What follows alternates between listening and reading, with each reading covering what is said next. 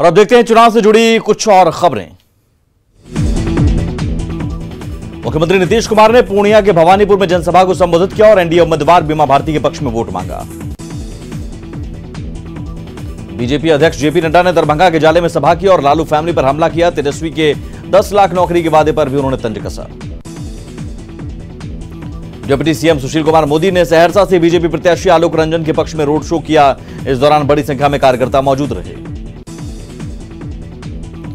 BJP Yuva Morcha के राष्ट्रीय अध्यक्ष तेजस्वी सूर्या ने पूर्णिया में रोड शो किया। उन्होंने कहा कि विपक्ष के नेता को विकास से कोई लेना देना नहीं है। असदुद्दीन ओवैसी पर कांग्रेस नेता जलील मस्तान के बयान पर सियासत गर्म है। आरएलएसपी अध्यक्ष उपेंद्र कुशवाहा ने मस्तान पर कानूनी कार्रवाई की मांग की है। एआईएमआईएम नेता असदुद्दीन ओवैसी ने किशनगंज में चुनावी सभा की और पार्टी उम्मीदवार कमरुल हुदा के पक्ष में प्रचार किया। विधानसभा चुनाव को लेकर भारत नेपाल सीमा पर सुरक्षा बढ़ा दी गई है। बॉर्डर एरिया में एसएसबी के जवान पेट्रोलिंग कर रहे हैं। बिहार चुनाव को लेकर कृषि मंत्री प्रेम कुमार ने जीत का दावा किया। उन्होंने कहा कि बिहार की जनता ने विपक्ष को नकार दिया है। एलजेपी अध्यक्ष चिराग पासवान ने बड़ा दावा किया। उन्होंने कहा कि चुनाव नतीजों के बाद बीजेपी और एलजेपी गठबंधन की सरकार बनी।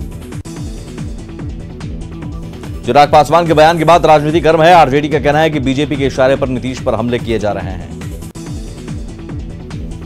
चिराग पासवान के बयान पर जेडीयू प्रवक्ता राजीव रंजन ने पलटवार किया। उन्होंने कहा कि चिराग के बयान को जनता गंभीरता से नहीं लेती।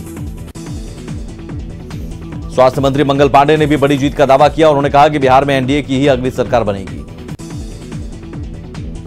केंद्रीय मंत्री अश्विनी चौबे ने बिहार में बड़ी जीत का दावा किया। उन्होंने एनडीए के पक्ष में भारी मतदान का दावा किया। पटना में एएन कॉलेज में मतगणना केंद्र बनाया गया है। यहां प्रशासन की ओर से तैयारियां अंतिम चरण में है। स्ट्रांग रूम में ईवीएम और वीवीपैट को सील कर दिया गया है। जमुई में ईवीएम की लगातार निगरानी की जा रही है। कॉलेज मैदान में स्ट्रांग रूम के सामने ही प्रत्याशियों के रहने का इंतजाम किया गया है। बीजेपी अनुसूचित जाति मोर्चा के राष्ट्रीय अध्यक्ष ने कहा कि मोदी सरकार ने गरीबों के विकास के लिए खजाना खोला है। उन्होंने कहा कि महागठबंधन लोगों के बीच दुष्प्रचार कर रहा है। डिप्टी सीएम सुशील मोदी ने सहरसा में रोड शो किया और एनडीए उम्मीदवार के लिए वोट मांगा। बीजेपी नेता सुरेश रोंगटा ने कहा कि एक बार बिहार की जनता सुशासन की सरकार के लिए वोट करेगी। उन्होंने पहले 2 चरणों में बढ़त का दावा किया।